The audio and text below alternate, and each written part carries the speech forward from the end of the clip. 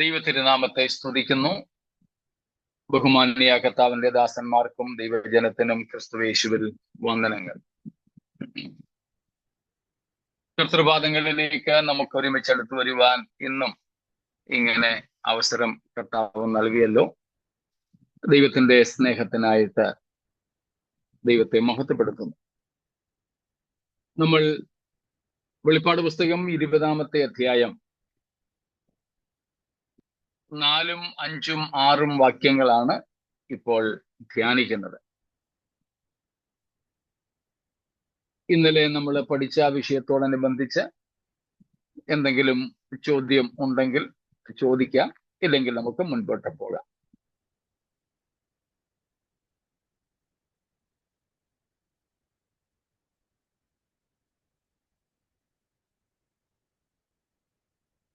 ഒന്നും ഇല്ല. കഴിഞ്ഞ ദിവസം ചോദ്യം ചോദിച്ച ചോദ്യകർത്താക്കൾക്ക് ഇന്നലെ നമ്മൾ കൊടുത്ത മറുപടി തൃപ്തികരമായിരുന്നുവെന്ന് അറിയിച്ചു. അതിൽ തന്നെ ഒരു ചോദ്യവും കൂടെ അതിലൊരാൾ ചോദിച്ചു. അപ്പോൾ യേശുക്രിസ്തുവിന്റെ വരവിൽ എടുക്കപ്പെടാതെ കൈവിടപ്പെട്ടു പോകുന്നവർക്ക് ഒരു ചാൻസും കൂടെ ഉണ്ട് അല്ലേ എന്ന്. തീർച്ചയായിട്ടും മഹാപീഡന കാലത്ത് ചിലർക്ക് രക്ഷിക്കപ്പെടാൻ അവസരമുണ്ട്. അത് നമ്മൾ വെളിപ്പാട് പുസ്തകം 7-ാം അധ്യായം മുതൽ 20-ാം അധ്യായത്തിന്റെ 4-ാം വാക്യം വരെ കാണുന്ന കാര്യമാണ്. എന്നാൽ അത് പ്രധാനമായിട്ടും യഹൂദന്മാർക്കും ജാതികൾക്കുമാണ്. ഈ കൈവിടപ്പെട്ടു പോകുന്നവർക്ക് ഇന്നലെ നമ്മൾ ചിന്തിച്ചതുപോലെ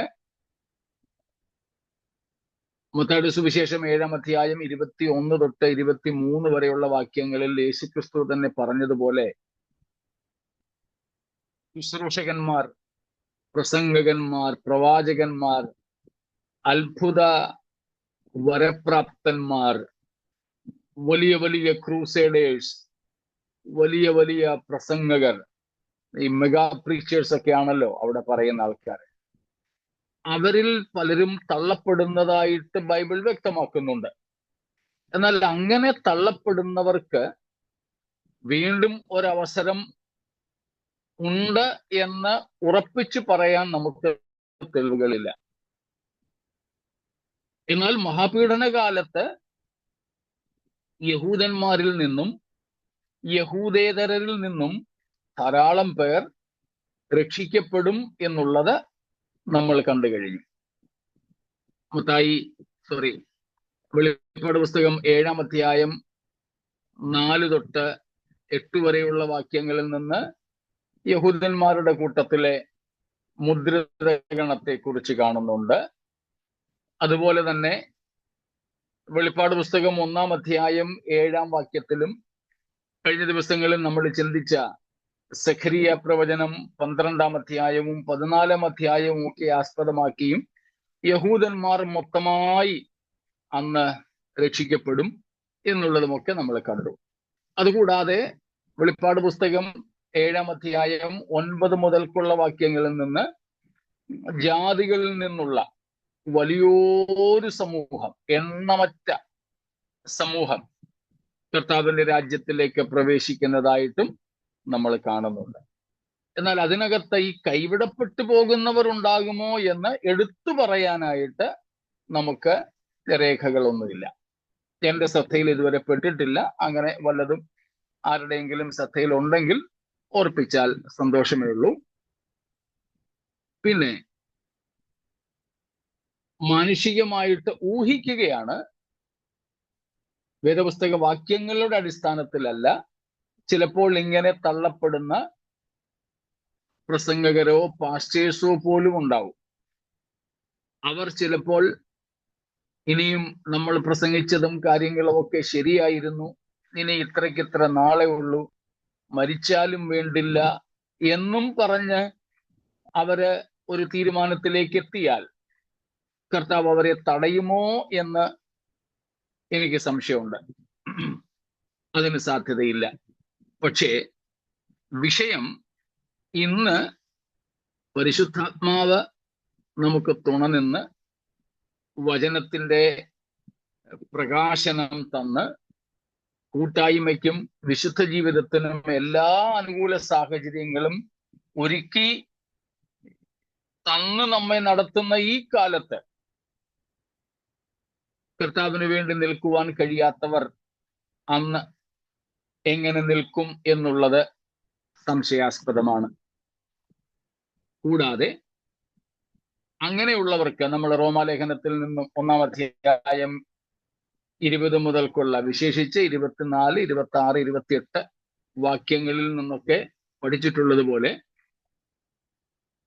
ദൈവം നൽകിയ യേശുക്രിസ്തുവിന്റെ വരവും സഭയുടെ ഉൽപ്രാപണവും വരെ നൽകിയ സമയത്തെ ഉപയോഗിക്കാതെ അവഗണിച്ച് കളഞ്ഞവരോട് ദൈവം പിന്നെ കരുണ കാണിക്കാതിരിക്കുന്ന ഒരവസ്ഥയ്ക്കാണ് കൂടുതൽ സാധ്യത.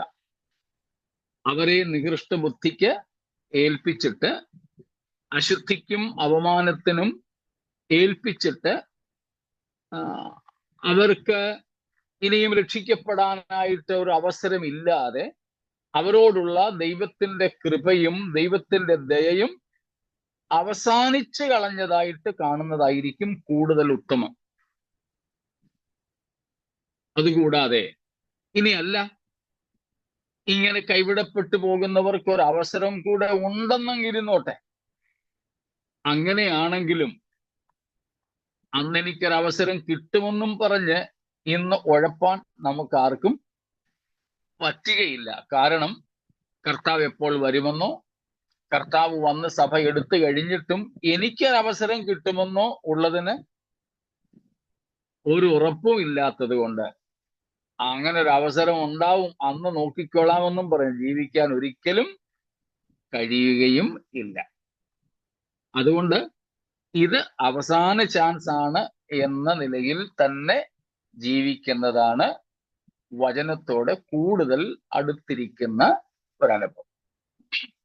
ഇത് ഇന്നലത്തേതുമായിട്ട് ബന്ധപ്പെട്ട ചോദ്യത്തിന് ഉത്തരമായിട്ട് പറഞ്ഞു വന്നേ ഉള്ളൂ.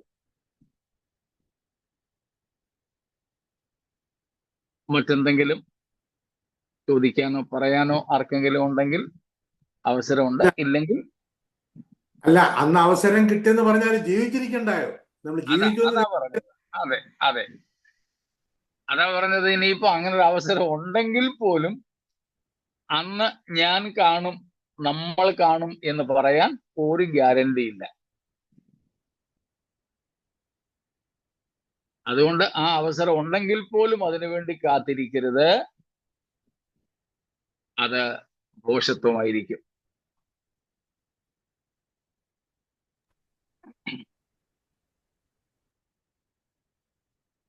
മറ്റൊന്ന് ഇല്ലെന്ന് കരുതുന്നു.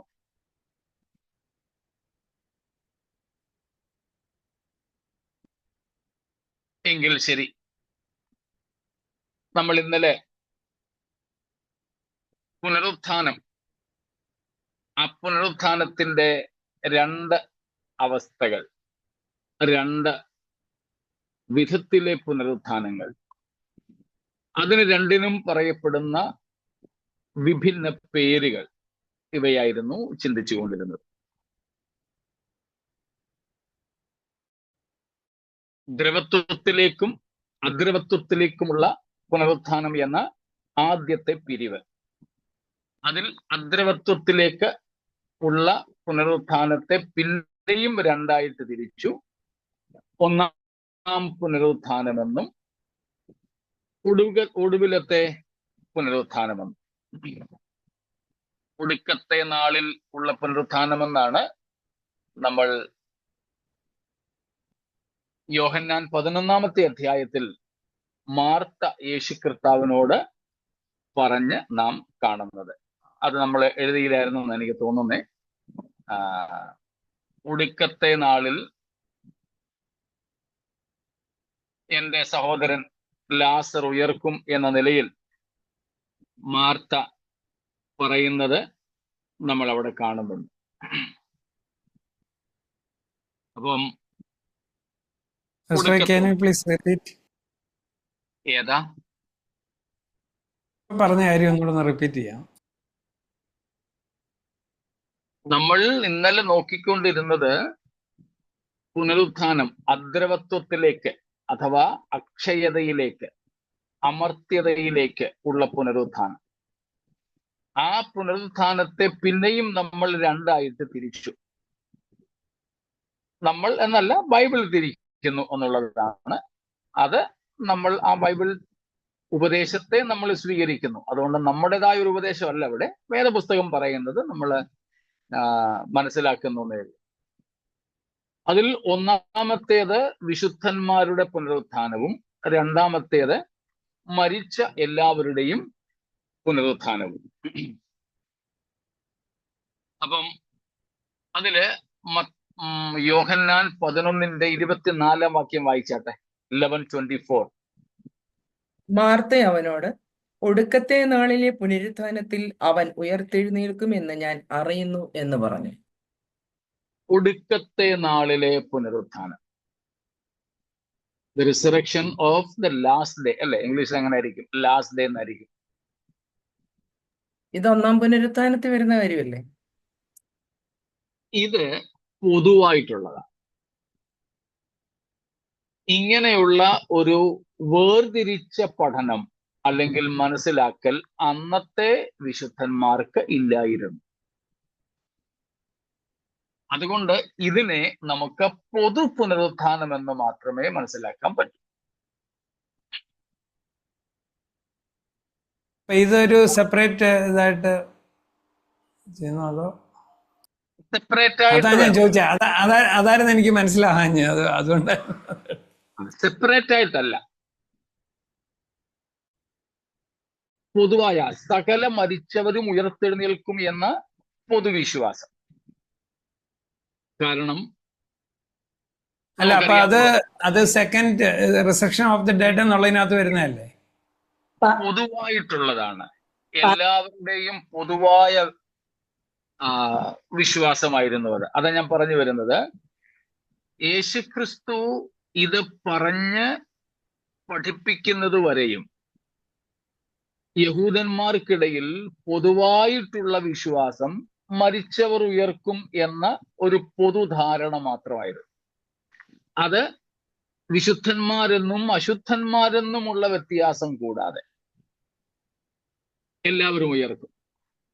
അത് തന്നെയായിരുന്നു ദാനിയേലിനോടും ദൈവം പറഞ്ഞത്. ദാനിയേൽ 12-ാമത്തെ അധ്യായത്തിലും കാണുന്നത് അത് തന്നെയാണ്. എന്നാൽ നമ്മള് എബ്രായ ലേഖനം 1-ാമത്തെ അധ്യായം ആദ്യ വാക്യങ്ങളിൽ കാണുന്നത് പോലെ ദൈവം പണ്ട് ഭാഗമായും വിവിധമായും എന്ന് പറഞ്ഞാൽ പൂർണ്ണമായ വെളിപ്പാട് നമുക്ക് നേരത്തെ ലഭിച്ചിരുന്നില്ല. ഈവൻ യഹൂദന്മാർക്കും ഉണ്ടായിരുന്നില്ല. എന്തിനേറെ സഭയ്ക്കും ഉണ്ടായിരുന്നില്ല. ഇങ്ങേയറ്റം ഉയർത്തെഴുന്നേൽപ്പിന്റെ പോലും കാര്യം സഭയിൽ വേണ്ടതുപോലെ അറിയില്ലായിരുന്നു. കൊരിന്ത്യ സഭ ഉദാഹരണം നമ്മൾ ഇന്നലെയും വായിച്ചു. 1 കൊരിന്ത്യ ലേഖനം 15-ാമത്തെ അധ്യായത്തിൽ ഒരു കൂട്ടർ പറഞ്ഞു മരിച്ചവർ ഉയർക്കുന്നില്ല. കാരണം യഹൂദന്മാർക്കിടയിലും പല സെക്റ്റുകൾ, പല വിഭാഗങ്ങൾ ഉണ്ടായിരുന്നു. അതിലെ ഒരു പ്രധാനപ്പെട്ട സെക്റ്റ് ആയിരുന്നു സദൂക്യർ, സാഡൂസീസ്. ഈ സദൂക്യർ എന്ന് പറയുന്നവർ ആത്മാവിൽ വിശ്വസിക്കുന്നവരല്ല, ദൂതന്മാരിൽ വിശ്വസിക്കുന്നവരല്ല, മരിച്ചവരുടെ ഉയർത്തെഴുന്നേൽപ്പിലും മരണാനന്തര ജീവിതത്തിലും വിശ്വസിക്കുന്നവരല്ല. എന്നാൽ പരീശന്മാർ നേരെ തിരിച്ചാണ്. അപ്പം യഹൂദന്മാർക്കിടയിലെ പ്രധാനപ്പെട്ട ഗ്രൂപ്പായിരുന്നു, സംഘമായിരുന്നു ഈ സദൂക്യർ. ഏറ്റവും ഇൻഫ്ലുവൻഷ്യൽ ഗ്രൂപ്പ്, ഏറ്റവും കൂടുതൽ സ്വാധീനമുള്ള സമൂഹം സദൂക്യരാണ്. അവര് ആത്മാവിൽ, ദൂതന്മാരിൽ, മരിച്ചവരുടെ ഉയർത്തെഴുന്നേൽപ്പിൽ മരണത്തിന് ശേഷം ആത്മാവിന്റെ അസ്തിത്വത്തിലോ നിലനിൽപ്പിലോ ഒന്നും വിശ്വസിക്കുന്നവരല്ല. അതുകൊണ്ടാണ് അവർ യേശുവിനെ കളിയാക്കി ചോദിച്ചത്. ഓർമ്മ കാണുമല്ലോ,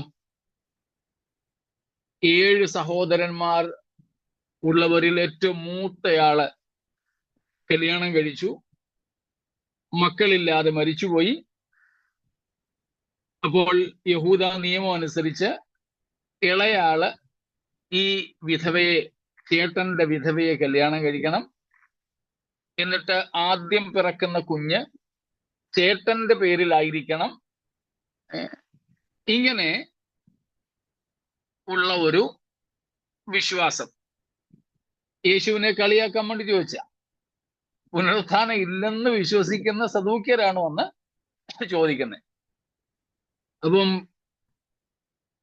ഈ 7 പേരും ഈ ഒരേ സ്ത്രീയെ തന്നെ വിവാഹം കഴിച്ചു. 7 പേരും മക്കളില്ലാതെയാണ് മരിച്ചത്. അപ്പോൾ പിന്നെ പുനരുത്ഥാനത്തിൽ ഇവൾ ആരുടെ ഭാര്യയാകും എന്ന ചോദ്യം. അപ്പോൾ യഹൂദന്മാർക്കിടയിൽ പൊതുവെ ഉണ്ടായിരുന്ന ധാരണ ഇതാണ്.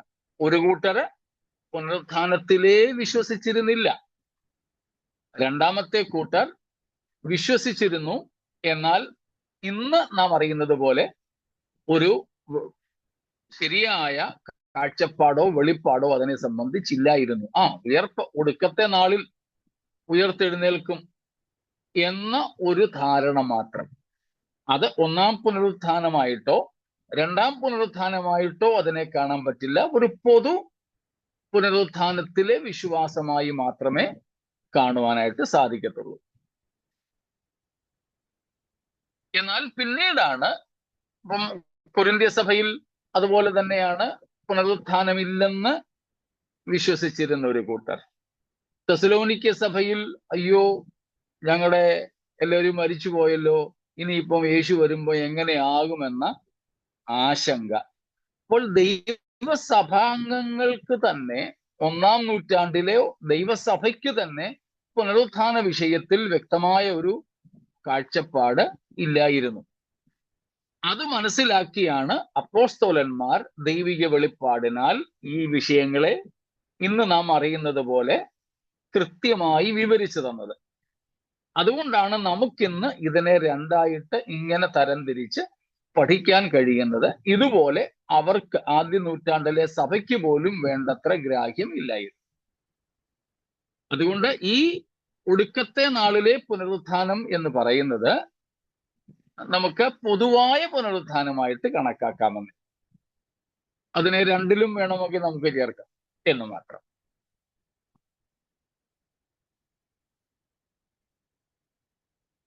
അലീസാൻഡി എന്ത് ചോദിക്കുന്നുണ്ടായിരുന്നു, അത് മെസ്സേജ് ആയിട്ട് തന്നു. It is written in verse 25, he that believes in me though he were dead yet he shall live.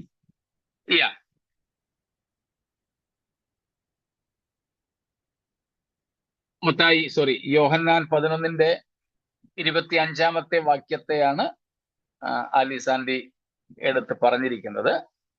എന്നിൽ വിശ്വസിക്കുന്നവൻ മരിച്ചാലും ജീവിക്കും എന്ന് യേശു പറഞ്ഞിരിക്കുന്നു. അതിനോടനുബന്ധിച്ച് കർത്താവ് പറഞ്ഞതാണ് ഐ ആം സെയിങ്സിൽ, ഞാനാകുന്നു എന്ന പ്രഖ്യാപനത്തിലെ 5-ാമത്തെ പ്രഖ്യാപനമാണ് ഞാൻ തന്നെ പുനരുത്ഥാനവും ജീവനും ആകുന്നു. അപ്പോൾ യേശുക്രിസ്തുവിൽ ജീവിച്ചിരുന്ന് വിശ്വസിക്കുന്നവൻ മരിക്കയില്ലെന്നും യേശുക്രിസ്തുവിൽ വിശ്വസിച്ച് മരിക്കുന്നവൻ ജീവിക്കുമെന്നും കർത്താവ് പറഞ്ഞിരിക്കുന്നു. 25-ാം വാക്യം ഒന്ന് വായിച്ചോളൂ. വേഴ്സ് 25, യോഹന്നാൻ 11:25.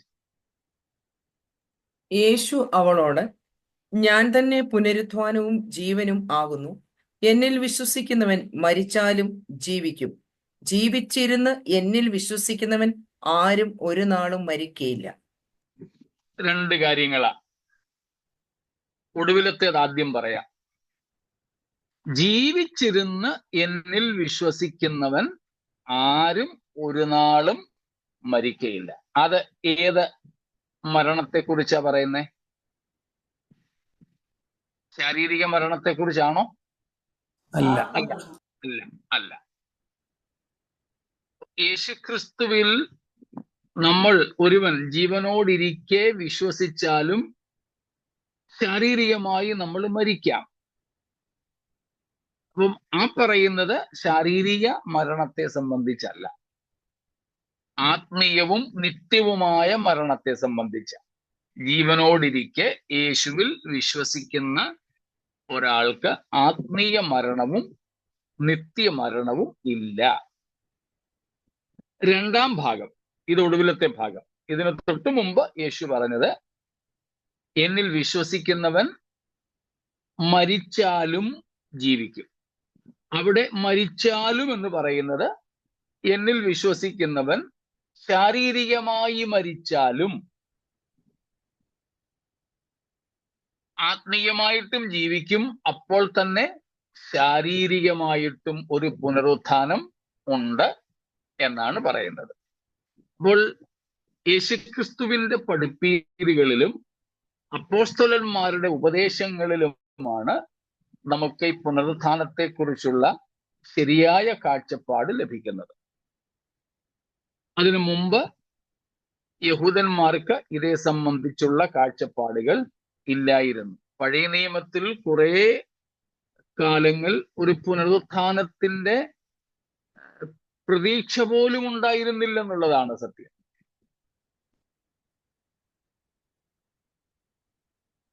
ഇപ്പോൾ ഇത്രയും കാര്യങ്ങൾ വ്യക്തമായി കാണുമല്ലോ.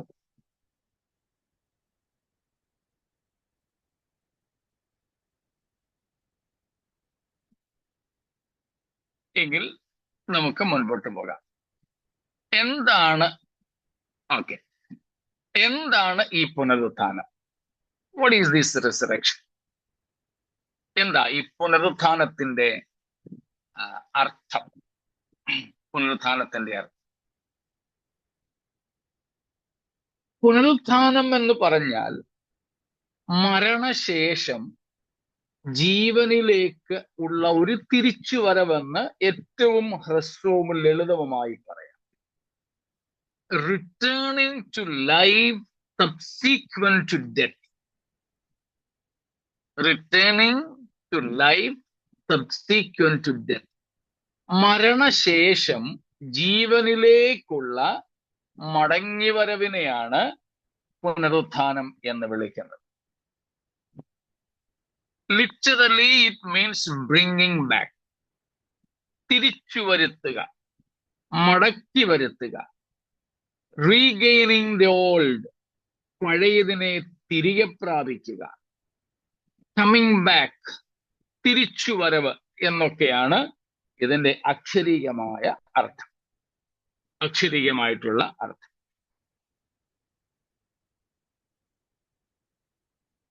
വേദപുസ്തകം നമ്മെ പഠിപ്പിക്കുന്ന പുനരുത്ഥാനം പഠിപ്പിക്കുന്നത്, ഒന്ന്, പുനരുത്ഥാനം ഉണ്ട്. രണ്ട്, വേദപുസ്തകം നമ്മെ പഠിപ്പിക്കുന്നത് അക്ഷരീകമായ അല്ലെങ്കിൽ ഭൗമിക ശരീരത്തിന്റെ ഉയർത്തെഴുന്നേൽപ്പുണ്ട് എന്ന് തന്നെയാണ്. Bible teaches us that there is resurrection. Secondly, Bible teaches about a physical, literal resurrection. അക്ഷരീകമായ ഭൗമ ശരീരത്തിന്റെ ഉയർത്തെഴുന്നേൽപ്പിനെ കുറിച്ച് വേദപുസ്തകം പഠിപ്പിക്കുന്നു.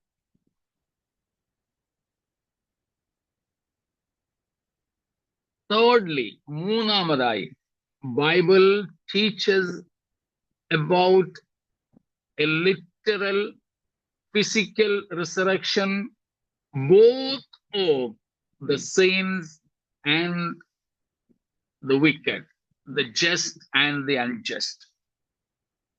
നീതിമാന്മാരുടെയും നീതികെട്ടവരുടെയും അക്ഷരീകമായ പുനരുത്ഥാനത്തെ കുറിച്ച് വേദപുസ്തകം പഠിപ്പിക്കുന്നു.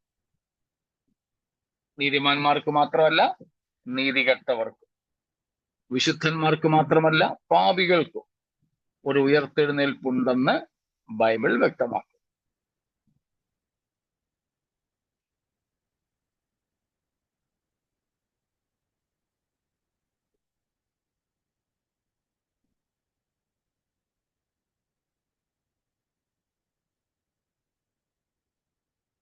നമുക്കറിയാം, ഇന്ന് ശാസ്ത്രം, സയൻസും അക്കാര്യം പറയുന്നുണ്ട്.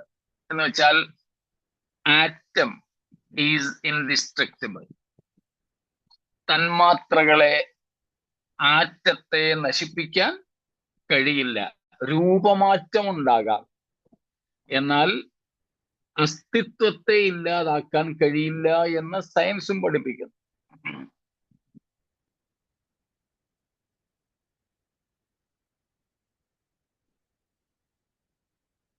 രൂപമാറ്റം എന്ന് പറയുമ്പോൾ ഇന്ത്യൻ ഫിലോസഫിയിൽ പറയുന്നത് പോലെ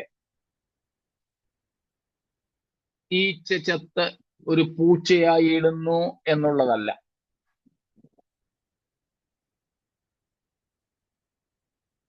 ഞാൻ മരിച്ചിട്ട് ചില ദിവസങ്ങൾ ഇങ്ങനെ ഊടാടി നടന്ന് പിന്നെ ആരുടെയെങ്കിലും ഉദരത്തിൽ, ഏതെങ്കിലും ഒരു ജീവിയുടെ ഗർഭപാത്രത്തിൽ ഞാൻ വീണ്ടും ജന്മമെടുക്കുന്നു എന്നുള്ളതല്ല.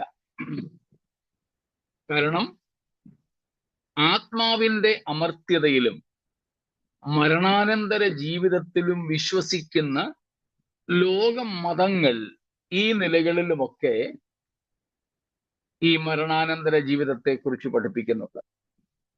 There are so many religions believe in the immortality of the spirit and also life after death. There are lot many religions believe. ധാരാളം മതങ്ങൾ, ഏതാണ്ട് എല്ലാ മതങ്ങളും തന്നെ, ചിലത് ഇല്ല, ബാക്കി ഏതാണ്ട് എല്ലാ മതങ്ങളും തന്നെ ആത്മാവിന്റെ അമർത്യതയിലും മരണാനന്തര ജീവിതത്തിലും വിശ്വസിക്കുന്നവരാണ്. അത് പക്ഷെ വ്യത്യസ്തമായ ആശയങ്ങളും അഭിപ്രായങ്ങളുമാണുള്ളത്. എന്നാൽ വേദപുസ്തകത്തിന്റെ അഭിപ്രായമാണ്, വേദപുസ്തകം നമ്മെ പഠിപ്പിക്കുന്ന കാര്യമാണ് നാം നോക്കുന്നത്. ഓരോ വ്യക്തിയും വ്യത്യസ്തരാണ്.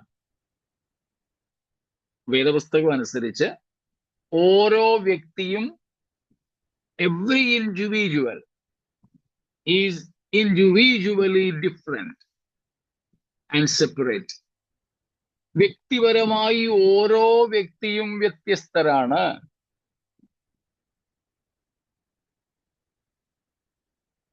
ഞാൻ മുൻപ് ഉണ്ടായിരുന്നവനല്ല. എന്റെ ജനനം, എന്റെ അസ്തിത്വം എന്റെ ജനനം മുതൽ മാത്രമാണ്. എന്നാൽ എന്റെ മരണം കൊണ്ട് എന്റെ ആസ്തിക്യത തീരുന്നില്ല. വേദപുസ്തകം നമ്മെ പഠിപ്പിക്കുന്ന രക്ഷ കേവലം ആത്മാവിന്റെ മാത്രം രക്ഷയല്ല. ബൈബിൾ നമ്മെ പഠിപ്പിക്കുന്ന രക്ഷ, സാൽവേഷൻ, അത് കേവലം ആത്മാവിൻ്റേത് മാത്രമല്ല. പകരം ആത്മാവിൻ്റെയും ദേഹിയുടെയും ദേഹത്തിൻ്റെയും രക്ഷയെക്കുറിച്ചാണ് വേദപുസ്തകം പഠിപ്പിക്കുന്നത്. നമുക്ക് പരിചയമുള്ള വാക്യമാണെങ്കിലും ഒന്നും കൂടെ വായിച്ചാട്ടെ. 1 തെസ്സലോനിക്കർ 5:23. 1 Thessalonians 5:23. നിങ്ങളുടെ ആത്മാവും പ്രാണനും ദേഹവും അശേഷം നമ്മുടെ കർത്താവായ യേശുവിന്റെ പ്രത്യക്ഷതയിൽ അനിന്യമായി വെളിപ്പെടും വണ്ണം കാക്കപ്പെടുമാറാകട്ടെ. അതിന്റെ തുടക്കം, സമാധാനത്തിന്റെ ദൈവമോ നിങ്ങളെ മുഴുവനും ശുദ്ധീകരിക്കട്ടെ. മുഴുവനും. എബ്രായർ 7:25, ഹീബ്രൂസ് 7:25. അതുകൊണ്ട് താൻ മുഖാന്തരമായി ദൈവത്തോടടുക്കുന്നവർക്ക് വേണ്ടി പക്ഷപാതം ചെയ്യുവാൻ സദാ ജീവിക്കുന്നവനാകിയാൽ അവരെ പൂർണ്ണമായി രക്ഷിപ്പാൻ അവൻ പ്രാപ്തനാകുന്നു. കണ്ടോ? പൂർണ്ണമായി രക്ഷിക്കുക. പൗലോസ് തെസലോനിക്ക ലേഖനത്തിൽ പറഞ്ഞു, സമാധാനത്തിന്റെ ദൈവം തന്നെ നമ്മെ മുഴുവനും ശുദ്ധീകരിക്കുമാറാകും.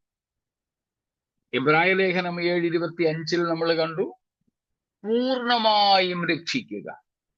അപ്പൊ മുഴുവനുമായുള്ള ശുദ്ധീകരണം, പൂർണ്ണമായ രക്ഷ എന്നൊക്കെ പറഞ്ഞാൽ അതിന്റെ അർത്ഥം 1 തെസലോനി 5:23 രണ്ടാം ഭാഗത്തിൽ നമ്മൾ കണ്ടു, ആത്മാവിന്റെയും ദേഹിയുടെയും ദേഹത്തിന്റെയും രക്ഷയാണ്. യേശുക്രിസ്തു ക്രൂശിൽ മരിച്ചത്, കർത്താവ് ഭൂമിയിൽ വന്നത്, ക്രിസ്തു ക്രൂശിൽ മരിച്ചത് നമ്മുടെ ആത്മാവിന്റെ മാത്രം രക്ഷയ്ക്ക് വേണ്ടി അല്ല, നമ്മുടെ പൂർണ്ണമായ രക്ഷയ്ക്ക് വേണ്ടിയാണ്. ആ പൂർണ്ണ രക്ഷയിൽ ഇത് മൂന്നും ഉൾപ്പെടുന്നു: ആത്മാവിന്റെ രക്ഷ, ദേഹിയുടെ രക്ഷ, ദേഹത്തിന്റെ രക്ഷ. അതിൽ ഈ മരിച്ചവരുടെ പുനരുത്ഥാനം എന്ന വിഷയം നമ്മൾ കൈകാര്യം ചെയ്യുന്നത് ദേഹത്തിന്റെ രക്ഷയുമായി ബന്ധപ്പെട്ട കാര്യമാണ്. അതുകൊണ്ട് വേദപുസ്തകം പഠിപ്പിക്കുന്നത് നമ്മുടെ ആത്മാവിന്റെ രക്ഷ പോലെ തന്നെ ദേഹത്തിനും രക്ഷയുണ്ട്. അതുകൊണ്ടാണ് വേദപുസ്തക വാക്യങ്ങൾക്ക് അടിസ്ഥാനമാക്കിക്കൊണ്ട് ഭക്തന്മാര് പാടിയത്, വേഗം വരുമന്നാഥൻ ദേഹം പുതുതാക്കിയിടാൻ. രോഗം എന്നെ പിടിച്ച് എന്റെ ദേഹം ക്ഷയിച്ചാലുമേ വേഗം വരുമന്നാഥൻ ദേഹം പുതുതാക്കിയിടാൻ.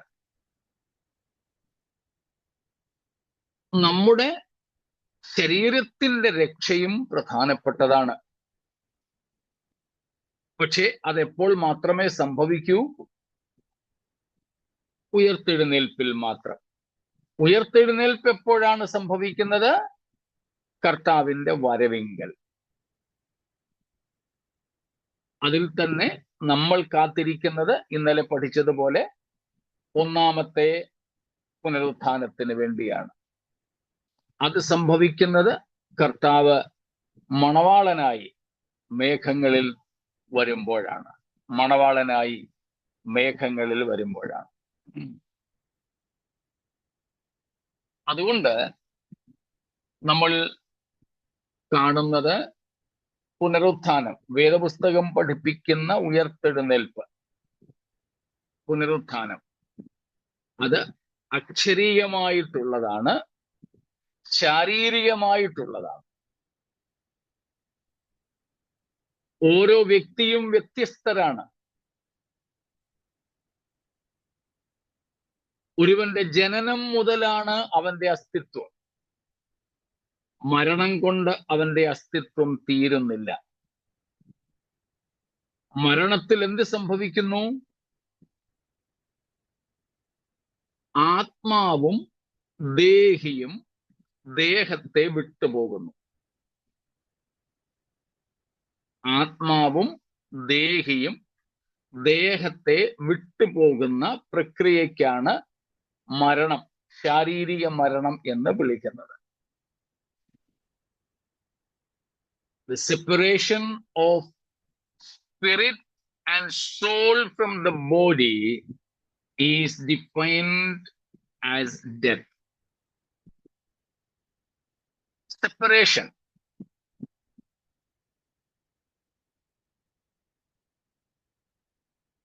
ആത്മാവും ദേഹിയും ശരീരത്തെ വിട്ടുപോകുന്നു. എന്നിട്ട് മണ്ണിൽ നിന്നും എടുക്കപ്പെട്ട ഈ ശരീരം, ഈ ദേഹം മണ്ണിലേക്ക് തിരികെ പോകുന്നു. പാപം ചെയ്ത ആദാം ഹവ്വമാരോട് സ്രഷ്ടാവായ ദൈവം ശാപമായി പറഞ്ഞതുപോലെ, നീ പൊടിയിൽ നിന്നും എടുക്കപ്പെട്ടിരിക്കുകയാണ്, നിന്നെ മണ്ണിൽ നിന്നും എടുത്തിരിക്കുന്നു, അതുകൊണ്ട് നീ മണ്ണിലേക്ക് തിരികെ ചേരും. ഉൽപ്പത്തി 3 അധ്യായം 19 വാക്യം മുതലാണ് നാം അത് കാണുന്നത്. 19 വാക്യത്തിൽ നാം കാണുന്നു. എടുത്തെങ്കിൽ ഒന്ന് വായിച്ചോളൂ. നിലത്ത് നിന്ന് നിന്നെ എടുത്തിരിക്കുന്നു, അതിൽ തിരികെ ചേരുവോളം മുഖത്തെ വിയർപ്പോടെ നീ ഉപജീവനം കഴിക്കും. നീ പൊടിയാകുന്നു, പൊടിയിൽ തിരികെ ചേരും. നീ പൊടിയാകുന്നു, പൊടിയിൽ തിരികെ ചേരും. ഇത് പറഞ്ഞുകൊണ്ടാണല്ലോ നമ്മൾ ആൾക്കാരെ കുഴിയിലേക്ക് ഇറക്കി വെക്കുന്നത്. ചിലരാണെങ്കിൽ പെട്ടിക്കകത്ത് ബോഡിയിൽ തന്നെ അല്പം മണ്ണിടാറുണ്ട്. ചിലര് ബോഡിയിൽ മണ്ണിടത്തില്ല, പെട്ടി അടച്ചതിന് ശേഷം അതിന് മണ്ടയ്ക്ക് മണ്ണിടും. വിവിധ അഭിപ്രായങ്ങൾ അതിനെക്കുറിച്ചുണ്ട്. കഴിഞ്ഞിടയ്ക്ക് ഒരാള് എന്നോട് ശവമടക്ക് നടത്തിയ മറ്റൊരാളിനെ കുറിച്ച് പരാതിയായിട്ട് പറഞ്ഞു. ആ പുള്ളി ഒരു ഡിസ്ട്രിക്ട് മാസ്റ്ററാ. ശവമടക്ക് നടത്തിയതിനെ കുറിച്ച് പറഞ്ഞതാ. ആ പുള്ളി എല്ലാം കൂടെ തല്ലാനൊരുക്കാന്ന് പറഞ്ഞു. ചെന്ത് പറ്റി? പറഞ്ഞു, ആ മരിച്ച പുള്ളിക്കാരന്റെ ദേഹത്ത് മണ്ണ് മാറിയിട്ടു പെട്ടി അടയ്ക്കുന്നതിന് മുമ്പ്. ഞാനിത് രണ്ടും കണ്ടിട്ടുണ്ട്. പെട്ടി അടയ്ക്കുന്നതിന് മുമ്പ് ഒരു നുള്ളു മണ്ണ്, എല്ലാരും കൂടെ ഒന്നും മണ്ണ് വാരി ഇടത്തില്ല, ആ ശരീരത്തിലേക്ക് ഇട്ടിട്ട് നീ പൊടിയാകുന്നു, പൊടിയിൽ നിന്നും നിന്നെ എടുത്തിരിക്കുന്നു, നിന്നെ നിലത്തിലെ പൊടിയിലേക്ക് മടക്കി കൊടുക്കുന്നു എന്ന് പറഞ്ഞുകൊണ്ട് വയ്ക്കാറുണ്ട്. ചിലരാണെങ്കിൽ അങ്ങനെ ചെയ്യാറില്ല. ആ ശരീരത്തോടുള്ള, വ്യക്തിയോടുള്ള ആദരവ് നിമിത്തം പെട്ടിയൊക്കെ അടച്ചിട്ട് കുഴിയിൽ ഇറക്കി വെച്ചതിന് ശേഷം മാത്രം അല്പം മണ്ണിടുകയുള്ളൂ. അപ്പൊ ചിലരാണെങ്കിൽ പെട്ടി അടയ്ക്കുന്നതിന് മുമ്പ് മണ്ണിടും. പ്രത്യേകിച്ച് നാട്ടിലൊക്കെ ആണെങ്കിൽ സെല്ലിൽ വയ്ക്കുകയാണെങ്കിൽ അതേ പറ്റുള്ളൂ. പെട്ടി അടച്ചു കഴിഞ്ഞിട്ട് മണ്ണിടാൻ ഒക്കത്തില്ല. അതേസമയം ഞങ്ങൾ ഇവിടെയൊക്കെ ആണെങ്കിൽ കല്ലറയില, കുഴിയില. അതുകൊണ്ട് കുഴിയിൽ ഇറക്കി വെച്ചതിന് ശേഷം ഇവിടെ മണ്ണിടാനായിട്ട് പറ്റും. അതുകൊണ്ട് കുഴിയിൽ ഇറക്കി വെച്ച ശേഷമാണെങ്കിൽ പെട്ടിയില മണ്ണിടുന്നത്. പോട്ടെ, അത് നമ്മുടെ വിഷയമല്ല. ഏതായാലും ശരി, ഇത് പറഞ്ഞുകൊണ്ടാണ്, ഉൽപ്പത്തി 3:19 പറഞ്ഞുകൊണ്ടാണ് നമ്മൾ ശവമടക്കാറ്. പൊടിയിൽ നിന്നും എടുത്തിരിക്കുന്നു, നീ പൊടിയാകും. അതുകൊണ്ടാ നമ്മുടെ കൂട്ടത്തിലാണെന്ന് തോന്നുന്നു, അതോ ഞങ്ങളുടെ ചർച്ചിൽ വെച്ച ഞാൻ പറയുകയുണ്ടായി, കർത്താവ് എങ്ങനെയാണ് നമ്മളെ സൃഷ്ടിച്ചത്. ചിലർ വിചാരിക്കുന്നത് മണ്ണ് കുഴച്ച് ഒരു രൂപമൊക്കെ ഇങ്ങനെ ഉണ്ടാക്കി വെച്ച് പിന്നെ മൂക്കിലോട്ട് ഊരിയെന്ന. ഈ വാക്യാടിസ്ഥാനത്തിൽ പൊടിയിൽ നിന്നാണ്, മണ്ണ് കുഴച്ചല്ല നമ്മെ ഉണ്ടാക്കിയത്. പ്രസംഗിക്കുമ്പോഴൊക്കെ ചിലപ്പോൾ പ്രസംഗകർ അങ്ങനെ അങ്ങ് പറഞ്ഞു പോകാറുണ്ട്. എന്നാലല്ല, പൊടിയിൽ നിന്ന്, പൊടിയിലേക്ക് നമ്മളൊക്കെ ഊതിയാൽ ഊതുന്നവന്റെ കണ്ണും മൂക്കും വായും ഒക്കെ പൊടി കൊണ്ട് നിറയും. പക്ഷെ തമ്പുരാൻ പൊടിയിൽ ഊതിയിട്ട് ഒരു തരി പൊടി പറന്നുപോയില്ല. സ്തോത്രം. അവന്റെ അകത്തേക്ക്, ആ പൊടിക്കകത്തേക്ക് കർത്താവിന്റെ ജീവശ്വാസം പോയി. Praise God. എന്നെ പലപ്പോഴും അത്ഭുതപ്പെടുത്താറുണ്ട്. ഒരേ റോ മെറ്റീരിയൽ, ഒരല്പം പൊടി, അതിൽ നിന്നാണ് നമ്മുടെ കരളും നാക്കും ഉൾപ്പെടുന്ന മൃദുലമായ അവയവങ്ങൾ സൃഷ്ടിക്കപ്പെട്ടത്. അതേ പൊടിയിൽ നിന്നാണ് നമ്മുടെ എല്ലും പല്ലും ഉണ്ടാക്കപ്പെട്ടിരിക്കുന്നത്. അതേ പൊടിയിൽ നിന്നാണ് മുഴുവൻ പ്ലംബിംഗ് സിസ്റ്റം, മുഴുവൻ നെർവസ് സിസ്റ്റം ശരീരത്തിൽ ഉണ്ടാക്കപ്പെട്ടിരിക്കുന്നത്. നമ്മുടെ സ്രഷ്ടാവിന്റെ വൈഭവം. സ്തോത്രം. അപ്പോ ഈ പൊടിയിൽ നിന്നും എടുത്തിരിക്കുന്ന ശരീരത്തെ പൊടിയിലേക്ക് മടക്കി കൊടുക്കും.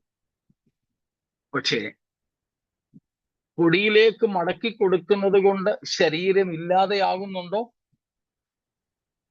രൂപമാറ്റം സംഭവിക്കുന്നതേ ഉള്ളൂ. രൂപമാറ്റം. അതിന് പണ്ട് ഏതോ ഒരു പ്രസംഗകൻ പ്രസംഗിച്ച് ഞാൻ കേട്ടിട്ടുണ്ട്. മത്തായി മരിച്ചു, മത്തായിയെ കൊണ്ട് അടക്കി. ഇനിയും ഈ മത്തായിയെ കല്ലറയിൽ വേണമെങ്കിൽ വെച്ചോ, കുഴിയിൽ വെച്ചോ, അല്ല ദഹിപ്പിക്കുകയാണെങ്കിൽ ദഹിപ്പിച്ചോ, എന്ത് വേണേലും ചെയ്തു. കുറച്ചു നാൾ കഴിഞ്ഞിട്ട് മത്തായിയുടെ കല്ലറയിൽ ഒരു മാവ് വെച്ചു. ഈ മത്തായിയെ ഈ മാവ് ഇങ്ങനെ അങ്ങ് വലിച്ചെടുത്തു. ഇപ്പൊ മത്തായി നേരത്തെ ഭൂമി നടക്കുകയായിരുന്നു, ഇപ്പം മത്തായി മണ്ണില. മത്തായിക്ക് പകരം വേറെ ഒരു പേര് കൊടുക്കുന്നത് നിങ്ങൾ കൊടുത്തോ? ഈ മത്തായി ഇപ്പോൾ മാവ് വലിച്ചെടുത്ത് മാവേ കയറി. കുറെ കാലം കഴിഞ്ഞപ്പം ഈ മാവ് പൂത്തു മാങ്ങയായി. ഇപ്പം മത്തായി മാങ്ങായില വന്നത്. കുറെ കാലം കഴിഞ്ഞ് ഇപ്പം മാങ്ങയുടെ സീസണാ. ഈ മാങ്ങ പഴുത്ത് താഴെ വീണപ്പം മത്തായി മാങ്ങയുടെ കൂടെ താഴെ വീണു. ഈ മാങ്ങ ആരാണ്ടൊക്കെ കഴിച്ചു. ഈ മത്തായി ഇപ്പൊ ഇവരുടെയൊക്കെ വയറ്റിലായി. അടുത്ത ദിവസം ഇത് ബാത്റൂമിൽ പോയി, വാഷ്റൂമിൽ പോയി. ചുരുക്കം പറഞ്ഞാൽ മത്തായി പല സ്ഥലങ്ങളിൽ ഇവന്റെ ശരീര തന്മാത്രകൾ മാറി മാറി നടക്കുന്നേ ഉള്ളൂ, ഇല്ലാതെയാകുന്നില്ല.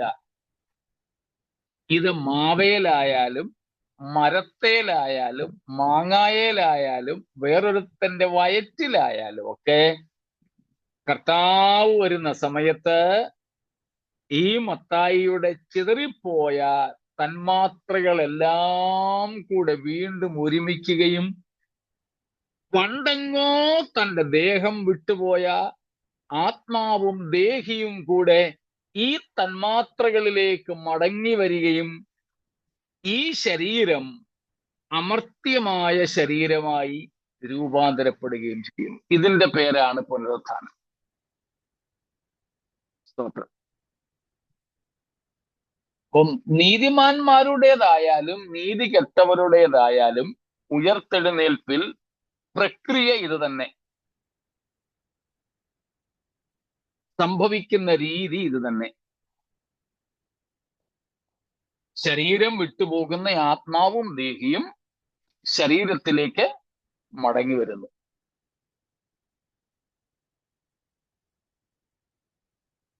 മണ്ണിൽ ചിതറിക്കപ്പെടുന്ന ഇരുമ്പിന്റെ പൊടി, അയൺ പൗഡർ, ഇരുമ്പിന്റെ പൊടി, ഒരു മാഗ്നറ്റ്, ഒരു കാന്തം അതുവഴി ഒന്ന് ഓടിക്കുമ്പോൾ നമുക്ക് പൊടിയിൽ അലിഞ്ഞു ചേർന്നത് കൊണ്ട് കാണാൻ പോലും കഴിയാത്ത ഈ ഇരുമ്പ് പൊടിയെല്ലാം ഈ കാന്തത്തിലേക്ക് ചാടിപ്പിടിക്കുന്നത് പോലെ ഇന്ന് ഈ മണ്ണിൽ വിശ്രമിക്കുന്ന സകല മനുഷ്യരുടെയും ശരീരം യേശുക്രിസ്തുവിന്റെ ഒന്നുകിൽ മേഘപ്രത്യക്ഷതയിൽ അല്ലെങ്കിൽ ഈ ഭൂമിയിലേക്കുള്ള കർത്താവിന്റെ വരവിങ്കൽ, അതുമല്ലെങ്കിൽ 1000 ആണ്ടിന് ശേഷം, 1000 ആണ്ട് വാഴ്ചയ്ക്ക് ശേഷം വലിയ വെള്ളസിംഹാസനമിട്ട് ന്യായാധിപനായിട്ട് കർത്താവ് വരുമ്പോൾ, ഈ മൂന്നിൽ ഏതെങ്കിലും ഒരു സന്ദർഭത്തിൽ സകല മനുഷ്യരുടെയും ശരീരം ഉയർക്കും. ശരീരങ്ങളെ വിട്ടുപോയ ആത്മാക്കളും ദേഹികളും ഇവരുടെ ശരീരങ്ങളിലേക്ക് മടങ്ങി വരും. ഈ മടങ്ങിവരവിനെ, ഈ റീയൂണിയനെയാണ്, ഈ യോഗത്തെയാണ് പുനരുത്ഥാനം അല്ലെങ്കിൽ ഉയർത്തെഴുന്നേൽപ്പ് എന്ന് വിളിക്കുന്നത്. ഇത്രയും കാര്യങ്ങള് വ്യക്തമാണോ? എന്തെങ്കിലും സംശയം ഇതുവരെ ഉള്ളതിലുണ്ടോ?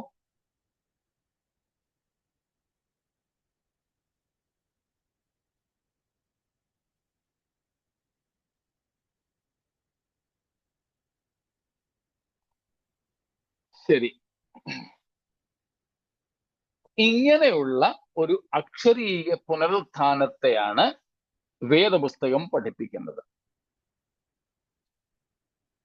ഇങ്ങനെയുള്ള പുനരുത്ഥാനത്തെക്കുറിച്ച് ഏറ്റവും ആദ്യം വ്യക്തതയോടെ പറഞ്ഞ് നമ്മൾ കാണുന്നത് ഭക്തനായ ഇയ്യോബാണ്.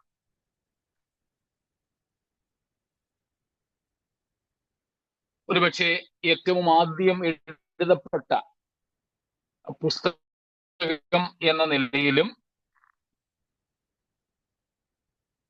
അബ്രഹാം തുടങ്ങിയ പിതാക്കന്മാർക്ക് സമകാലീനനോ കൺടെമ്പററി, അവർക്ക് മുമ്പ് ജീവിച്ചിരുന്ന മനുഷ്യൻ എന്ന നിലയിലോ നമുക്ക് ഈ വ്യക്തമായ അക്ഷരീയമായ ശാരീരികമായ പുനരുത്ഥാനത്തെക്കുറിച്ചുള്ള ആദ്യ സൂചനയായി അല്ലെങ്കിൽ ഉപദേശമായി അല്ലെങ്കിൽ വിശ്വാസമായി ഇയ്യോബിന്റെ വാക്കുകളെയാണ് മനസ്സിലാക്കാൻ പറ്റുന്നത്.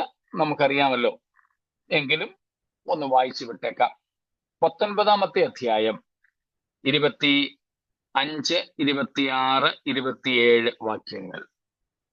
Chapter 19, 25 to 27. എന്നെ വീണ്ടെടുക്കുന്നവൻ ജീവിച്ചിരിക്കുന്നു എന്നും അവൻ ഒടുവിൽ പൊടിമേൽ നിൽക്കുമെന്നും ഞാൻ അറിയുന്നു. എന്റെ ത്വക്ക് ഇങ്ങനെ നശിച്ച ശേഷം ഞാൻ ദേഹസഹിതനായി ദൈവത്തെ കാണും. ഞാൻ തന്നെ അവനെ കാണും, അന്യനല്ല, എന്റെ സ്വന്തം കണ്ണ് അവനെ കാണും. സ്തോത്രം.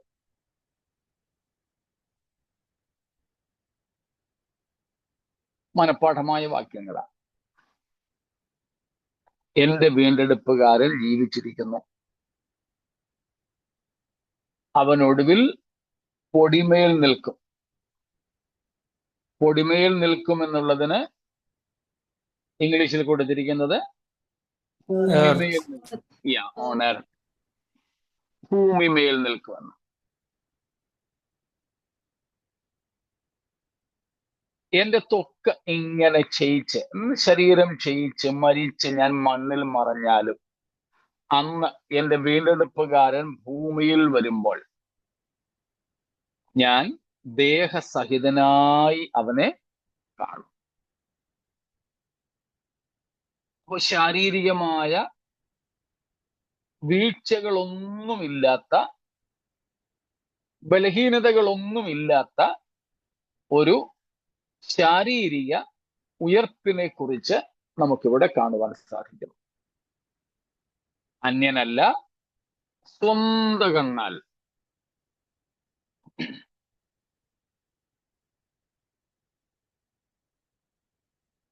ചില വേർഷനിലൊക്കെ എനിക്ക് തോന്നുന്നു ദേഹരഹിതനായി കാണുമെന്ന എഴുതിയിരിക്കുന്നല്ലേ? അതെ.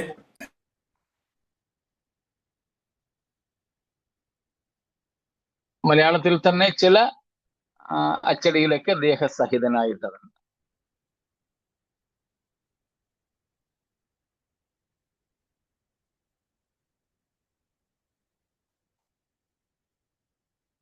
Yes, of course, that is what we can understand. Job had this conviction. ഇയ്യോബിന് ഈ ഒരു ബോധ്യം അന്നേ ഉണ്ടായിരുന്നു. ഈ കാര്യങ്ങളൊന്നും ഒന്ന് വെളിപ്പെട്ടിരുന്നില്ല. പക്ഷേ ദൈവിക സഖിത്വമുണ്ടായിരുന്ന, ഫെലോഷിപ്പ് ഓഫ് ഗാഡ്, ദൈവിക സഖിത്വം അനുഭവിച്ച ഇയ്യോബിന് ഈ കാര്യം അന്നേ വ്യക്തമായി. സ്തോത്രം. അപ്പൊ ദേഹസഹിതനായി, ഇംഗ്ലീഷിൽ എങ്ങനെ കൊടുത്തിരിക്കുന്നത്? ദേഹസഹിതനെന്നോ രഹിതനെന്നോ? Yet in my flesh I shall see God. With flesh, In my flesh. In my flesh. അപ്പൊ ദേഹസഹിതനായി. in my flesh.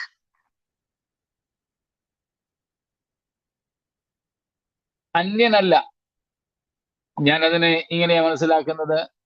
ഇയ്യോബ് പറയുകയാ, എന്റെ ദേഹം മുഴുവനും എന്തോ സോറിയാസിസ് ആണോ, സ്കിൻ TB ആണോ, അല്ല വേറെന്തെങ്കിലും ക്യാൻസർ പോലെയുള്ളതാണോ. അപ്പം അദ്ദേഹം ഇവിടെ പറയുന്നതനുസരിച്ച് ശരീരം ഇങ്ങനെ അഴുകിക്കൊണ്ടിരിക്കുക. ഞാനതിനെ ഇങ്ങനെ മനസ്സിലാക്കുന്നു, എന്റെ കണ്ണിന്റെ കൃഷ്ണമണി പോലും ഇങ്ങനെ അങ്ങ് ഒഴുകിപ്പോയാൽ, ഞാൻ അങ്ങനെ കൃഷ്ണമണി പോലും ഇല്ലാത്തവനായിട്ട് മരിച്ചാൽ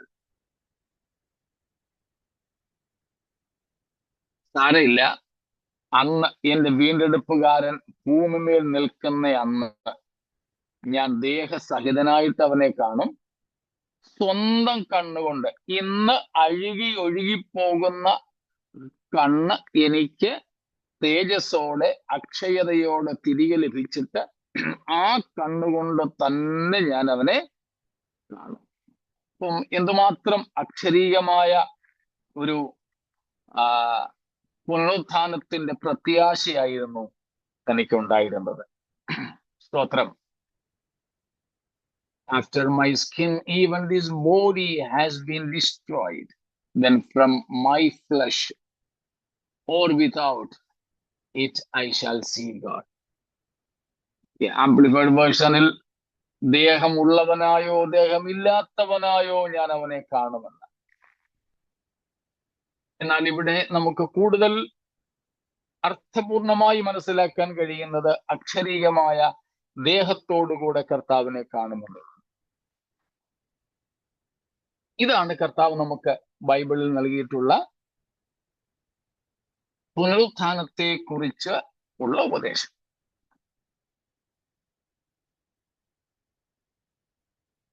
അക്ഷരീയമായ ഒരു ഉയർത്തെഴുന്നേൽപ്പ് എന്നതിന് അല്പവും കൂടെ നമുക്ക് ഗ്യാരണ്ടി, ഉറപ്പ് ലഭിക്കുന്നതാണ് യേശുക്രിസ്തുവിന്റെ ഉയർപ്പ്. നമുക്ക് ലഭിക്കുവാൻ പോകുന്ന ഉയർപ്പ് യേശുക്രിസ്തു ഉയർത്തതുപോലെ ഉള്ള ഒരു ഉയർപ്പാണ്. ഇന്നലെയും നമ്മൾ അതേക്കുറിച്ച് റോമർ 8:11 നിന്ന് വായിച്ചല്ലോ. യേശുക്രിസ്തുവിന്റെ അക്ഷരീയമായ ശരീരമാണ് മരിച്ച് അടക്കപ്പെട്ടത്. യേശു ഉയർത്തെഴുന്നേറ്റത് ആത്മാവിലല്ല, ശരീരത്തോടുകൂടെയാണ്. അല്ലായിരുന്നെങ്കിൽ യേശുവിന്റെ അടക്കപ്പെട്ട ശരീരം ഇന്നും കാണണമായിരുന്നു. യേശുവിന്റെ മരിച്ച ശരീരം ഉയർത്തു. ആ ശരീരം ഉയർത്തപ്പോൾ അതിന് രൂപാന്തരം വന്നു. അതേപോലെ തന്നെ നമുക്കും ലഭിക്കുന്ന ഉയർപ്പ് ശാരീരികമാണ്. പക്ഷെ ഈ മർത്യ ശരീരത്തിന് രൂപാന്തരം ഉണ്ടാകും. ആ രൂപാന്തരത്തിന്റെ 10 അവസ്ഥകൾ നമ്മൾ ഇന്നലെയും പറഞ്ഞല്ലോ. കഴിഞ്ഞ വർഷം ജൂൺ മാസത്തിൽ ചിന്തിച്ചതായിട്ട്, പഠിച്ചതായിട്ട് ഇന്നലെയും നമ്മൾ പറഞ്ഞതുകൊണ്ട് ആവർത്തിക്കുന്നില്ല.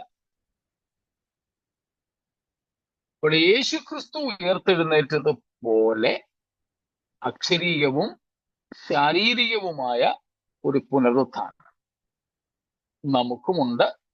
കാരണം ക്രിസ്തു മരിച്ചത് നമ്മുടെ സർവോന്മുഖമായ രക്ഷയ്ക്ക് വേണ്ടിയാണ്, നമ്മുടെ മുഴുവനുമായ ശുദ്ധീകരണത്തിന് വേണ്ടിയാണ്, നമ്മുടെ പൂർണ്ണ രക്ഷയ്ക്ക് വേണ്ടിയാണ്. പുനരുത്ഥാനത്തിൽ ശരീരത്തെ വിട്ടുപോയ ആത്മാവും ദേഹിയും ശരീരത്തിലേക്ക് അഥവാ ദേഹത്തിലേക്ക് മടങ്ങി വരുന്നു. ദേഹം ഭൂമിയിൽ എവിടെയെല്ലാം ചിതറിക്കപ്പെട്ടാലും ആ തന്മാത്രകൾ ഒരുമിച്ച് കൂടി അക്ഷയത കൈവരിക്കുന്നു. സ്വർഗത്തിലെ ശരീരമായാലും നരകത്തിലെ ശരീരമായാലും അനശ്വരമായ ശരീരങ്ങളായിരിക്കും. നരകത്തിൽ പോകുന്നവരുടെ ശരീരത്തിന് സ്വർഗത്തിൽ പോകുന്നവരുടേതുപോലെയുള്ള തേജസ് ഉണ്ടാവില്ല എന്ന് മാത്രമേ ഉള്ളൂ. നരകത്തിലെ തീയിലും കത്തി അമർന്നു പോകാത്ത തരത്തിലായിരിക്കും. അനശ്വരം മീൻസ് ഇൻകറപ്റ്റിബിൾ, ഇമ്മോർട്ടൽ, നശ്വരമല്ലാത്തത്, അവിനാശി,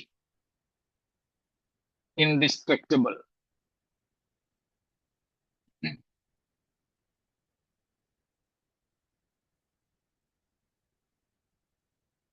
ഇതാണ് പുനരുത്ഥാനത്തെക്കുറിച്ച് നമുക്ക് വേദപുസ്തകത്തിൽ നിന്നും ലഭിക്കുന്ന ഉപദേശം.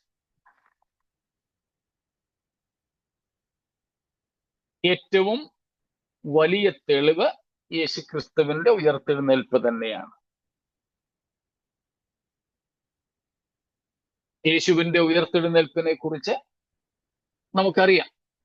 അത് കൂടാതെ എഫേസ്യ ലേഖനം 1-ാം അധ്യായം 20 മുതൽക്കുള്ള വാക്യങ്ങളൊന്ന് വായിച്ചോളൂ. നമുക്ക് പരിചയമുള്ളതാണെങ്കിൽ കൂടെ. Ephesians 1:20 following. There we see the description about the resurrection of Jesus.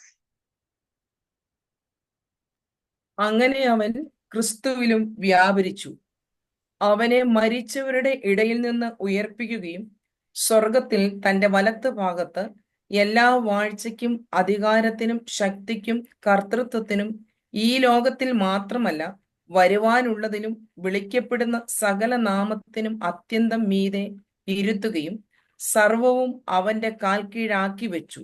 അവനെ സർവത്തിനും മീതെ തലയാക്കി എല്ലാറ്റിലും എല്ലാം നിറയ്ക്കുന്നവന്റെ നിറവായിരിക്കുന്ന അവന്റെ ശരീരമായ സഭയ്ക്ക് കൊടുക്കുകയും ചെയ്തിരിക്കുന്നു. വിശ്വസിക്കുന്ന നമുക്ക് വേണ്ടി വ്യാപരിക്കുന്ന ദൈവശക്തിയെ കുറിച്ചാണ് പൗലോസ് 19-ാം വാക്യത്തിൽ പറഞ്ഞിരിക്കുന്നത്.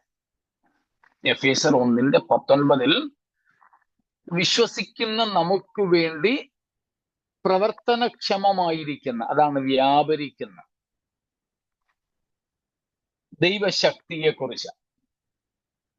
ആ ശക്തിയെ പൗലോസ് അവിടെ വിളിക്കുന്നത് അളവറ്റ ശക്തി എന്ന, അല്ലെ? അവന്റെ ആ ശക്തിയുടെ അളവറ്റ വലിപ്പം. അപ്പം അളക്കാൻ കഴിയാത്ത തരം ഒരു ശക്തി. പക്ഷേ ആ അളവറ്റ ശക്തിയുടെ ഒരു അളവുകോലുണ്ട്.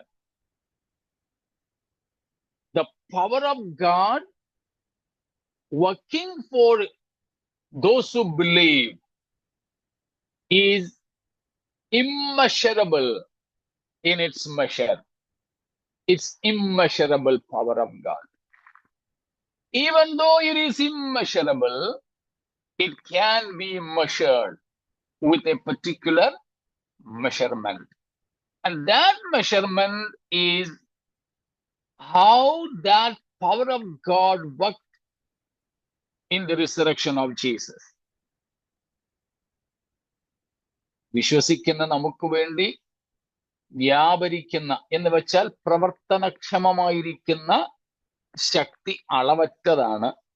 എന്നാൽ അതിനെ അളക്കാൻ ഒരു അളവുകോൽ പൗലോസ് പറയുന്നു. ആ അളവുകോൽ യേശുക്രിസ്തുവിന്റെ ഉയർത്തെഴുന്നേൽപ്പാണ്. അങ്ങനെ അവൻ, ആ പരിശുദ്ധാത്മാവിന്റെ ശക്തി, അവൻ യേശുക്രിസ്തുവിലും വ്യാപരിച്ചു. എന്നിട്ട് എന്ത് ചെയ്തു? യേശുവിനെ മരിച്ചവരുടെ ഇടയിൽ നിന്ന് ഉയർപ്പിച്ചു. യേശുവിന്റെ കല്ലറയിൽ വെച്ച ശരീരത്തിന് ഉയർപ്പ് നൽകി. കേവലം ലാസറിന്റെ ശരീരത്തെ ഉയർപ്പിച്ചതുപോലെ ഉയർപ്പിക്കുകയല്ലായിരുന്നു, അതിനെ രൂപാന്തരപ്പെടുത്തുകയായിരുന്നു.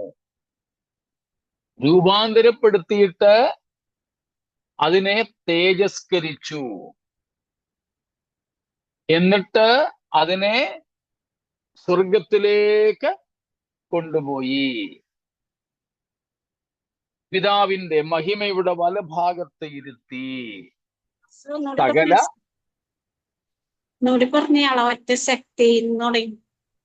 പറയാം.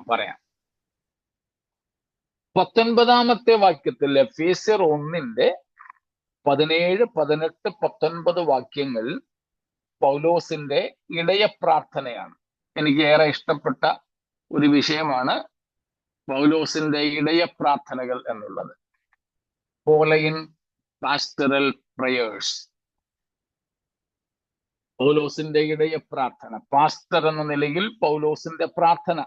റോമാലേഖനം മുതൽക്ക് നമുക്ക് ഏതാണ്ട് ഫിലേമോന്റെ ലേഖനം വരെ, ഫിലേമോനുള്ള ലേഖനം വരെ നമുക്ക് കാണാൻ പറ്റും പൗലോസിന്റെ ചെറുതും വലുതുമായ പല പ്രാർത്ഥനകൾ. നിങ്ങള് ലേഖനങ്ങൾ വായിക്കുമ്പോൾ അത് ശ്രദ്ധിച്ച് പഠിക്കുന്നത് നന്നായിരിക്കും. എനിക്ക് വളരെ ഇഷ്ടപ്പെട്ട ഒരു വിഷയമാണത്. ഇതുവരെ പൗലോസിന്റെ എല്ലാ പ്രാർത്ഥനകളെ കുറിച്ചും പഠിക്കാനും പ്രസംഗിക്കാനും കഴിഞ്ഞിട്ടില്ല, എങ്കിലും എന്നെ ഒത്തിരി സ്വാധീനിച്ചിട്ടുള്ള ഒരു സംഗതിയാണ് പൗലോസിന്റെ പാസ്റ്ററൽ പ്രയേഴ്സ്. അങ്ങനെയുള്ളൊരു പ്രാർത്ഥനയാണ് ഈ എഫേസ്യർ 1 17, 18, 19. അതിൽ 19 വാക്യത്തിൽ പൗലോസ് പറയുന്നത് വിശ്വസിക്കുന്ന നമുക്ക് വേണ്ടിയുള്ള ദൈവശക്തിയെ കുറിച്ചാണ്. ദൈവശക്തി എന്നവിടെ പറയുമ്പം വേറെ ഒന്നും ചിന്തിക്കേണ്ട, പരിശുദ്ധാത്മാവെന്ന് മാത്രമേ ചിന്തിക്കാവൂ. ദൈവശക്തി എന്ന് പറയുന്നത് വെറും ഒരു നിർജീവമായ കാറ്റോ ഒരു കൊടുങ്കാറ്റോ ഒന്നുമല്ല. അവിടെ ആ ദൈവശക്തി എന്ന് പറയുന്നത് ആളത്വമുള്ളത്. അതുകൊണ്ടാ 20 വാക്യത്തിൽ അങ്ങനെ അവൻ, 19 വാക്യത്തിൽ പറഞ്ഞ ശക്തിയെ 20 വാക്യത്തിൽ അവൻ, ഹീ എന്ന് വിശേഷിപ്പിക്കുന്നു. ആ ശക്തി അഥവാ ആ പരിശുദ്ധാത്മാവിന്റെ ശക്തിയെ നമുക്ക് അളക്കാൻ പറ്റുമോ? ഇല്ല, അളവറ്റ ശക്തിയാണ്. അപ്പോൾ തന്നെ പൗലോസ് പറയുന്നു, ആ അളവറ്റ ശക്തിയെ അളക്കാനുള്ള ഒരു അളവുകോലുണ്ട്. അതെന്താണ്? യേശുക്രിസ്തുവിന്റെ ഉയർത്തെഴുന്നേൽപ്പിൽ ഈ പരിശുദ്ധാത്മാവ് എങ്ങനെ ശക്തിയോടെ പ്രവർത്തിച്ചു എന്നതാണ് അളവുകൾ. ഇത്രയും മനസ്സിലായോ? ആവർത്തിക്കണോ? ശരി. അപ്പോൾ പരിശുദ്ധാത്മാവ് എന്ന ദൈവ, അപ്പൊ അത് ആ അളവുകോൽ എന്ന് പറഞ്ഞാൽ അതാണോ അപ്പൊ ആ മാക്സിമം ഉള്ളത്? ആ മാക്സിമം നമുക്ക് ഇപ്പോൾ കാണാനായിട്ട് തെളിഞ്ഞു നിൽക്കുന്നത് അതേ ഉള്ളൂ.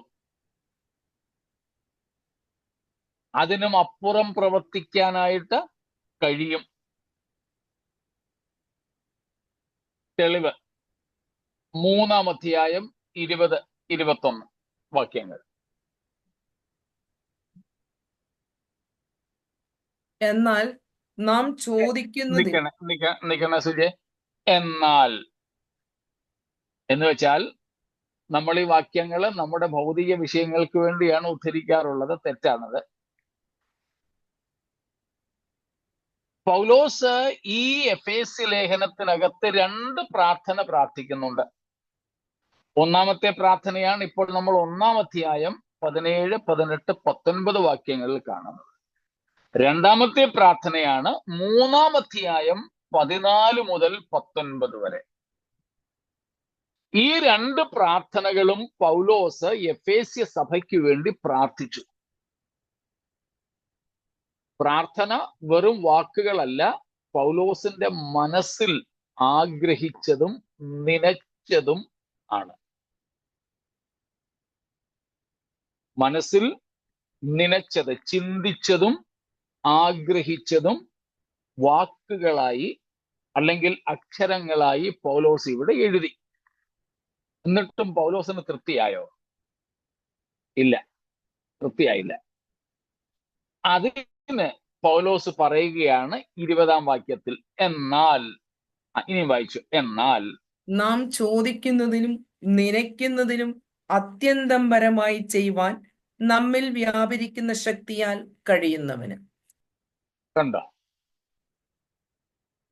നമുക്ക് ഈ പരിശുദ്ധാത്മ ശക്തിയുടെ പ്രവർത്തനത്തെ ഒന്ന് അളക്കാനായിട്ട് കഴിയുന്നെങ്കിൽ അതിൻ്റെ ഏറ്റവും വലിയ അളവ് യേശുക്രിസ്തുവിന്റെ ഉയർത്തെഴുന്നേൽപ്പാണ്.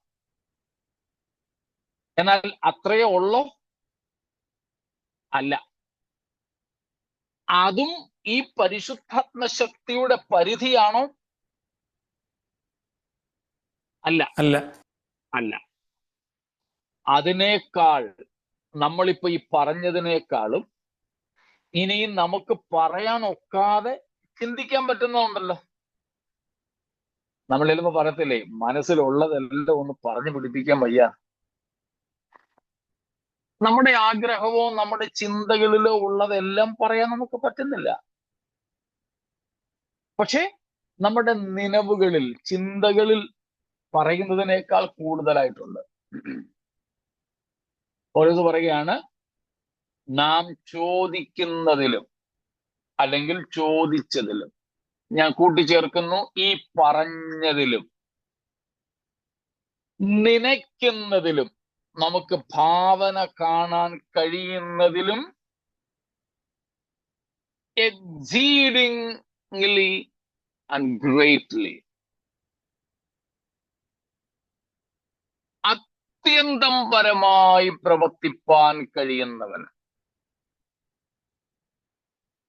പക്ഷെ നമുക്കിന്ന് മനസ്സിലാക്കാൻ കഴിയുന്ന പരിശുദ്ധാത്മ പ്രവർത്തനത്തിന്റെ ഏറ്റവും വലിയ അളവെന്ന് പറയുന്നത് യേശുക്രിസ്തുവിന്റെ ഉയർത്തെഴുന്നേൽപ്പും യേശുക്രിസ്തുവിന്റെ സ്വർഗാരോഹണവും യേശുക്രിസ്തുവിന്റെ എക്സോൾട്ടേഷൻ, യേശുക്രിസ്തുവിന്റെ ഉയർച്ചയുമാണ്. ഇത് സാധ്യമാക്കി തീർത്തത് പരിശുദ്ധാത്മാവിനാൽ അത്രേ. ഇതേപോലെ തന്നെയുള്ള ഒരു ഉയർപ്പാണ് നമുക്കും കർത്താവ് വെച്ചിട്ടുള്ളത്. അതും കൂടെ വായിച്ചു വിടുന്നു. ഫിലിപ്പിയർ 3:21 അല്ലെങ്കിൽ 20-21. Philippines 3:20 and 21. നമ്മുടെ പൗരത്വമോ സ്വർഗത്തിൽ ആകുന്നു. അവിടെ നിന്ന് കർത്താവായ യേശുക്രിസ്തു രക്ഷിതാവായി വരും എന്ന് നാം കാത്തിരിക്കുന്നു. അവൻ സകലവും തനിക്ക് കീഴ്പ്പെടുത്തുവാൻ കഴിയുന്ന തൻ്റെ വ്യാപാര ശക്തി കൊണ്ട് നമ്മുടെ താഴ്ചയുള്ള ശരീരത്തെ തൻ്റെ മഹത്വമുള്ള ശരീരത്തോട് അനുരൂപമായി രൂപാന്തരപ്പെടുത്തും. സ്തോത്രം. വിശുദ്ധന്മാരുടെ പുനരുത്ഥാനത്തെ കുറിച്ചുള്ള ആ ഉറപ്പ് കണ്ടോ? നമ്മുടെ കർത്താവ് സ്വർഗത്തിൽ നിന്ന് രക്ഷിതാവായിട്ട് വരും. അന്ന് എന്ത് ചെയ്യും? നമ്മൾ മുമ്പേ എഫേസ്യർ 1:19-20 കണ്ട ആ പരിശുദ്ധാത്മ ശക്തി കൊണ്ട് നമ്മുടെ താഴ്ചയുള്ള ശരീരങ്ങളെ തൻ്റെ മഹത്വമുള്ള ശരീരത്തോട് അനുരൂപമായി രൂപാന്തരപ്പെടുത്തും. അപ്പോൾ നാം അതാണ് യേശുക്രിസ്തുവിനോട് സമന്മാരായി തീരും. യേശുക്രിസ്തുവിൻ്റെത് പോലെയുള്ള തേജസ്സിന്റെ ശരീരം നമുക്ക് ലഭിക്കും എന്ന് പറയുന്നത്.